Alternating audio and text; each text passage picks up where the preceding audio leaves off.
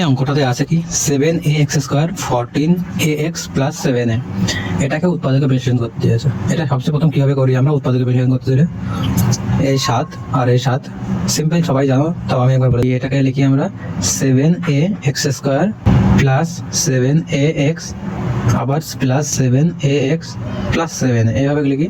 দেখি কমন নিই, এ দুটোর মধ্যে কমন, এ দুটোর মধ্যে কমন, তাই দুটো +1 থাকে। তারপরে এখান থেকে কমন নিই আমরা, যারা জানি তারা তো জানি 7a তারপর x + 1। তারপর দেখি যে ব্র্যাকেটে দুটো যখন একই জিনিস আসছে, একই যেটা পড়ে আছে এটা আর একটা ব্র্যাকেটে লিখি 7ax + 7a। কমন নিতে পারি আমরা, এখান থেকে একবার কমন নিয়ে কি করি x + 1, এখানে কমন গেলে কি হবে x + 1। তখন করবো এখন দেখাচ্ছি দুই রকম ভাবে আমরা কিভাবে করতে পারি।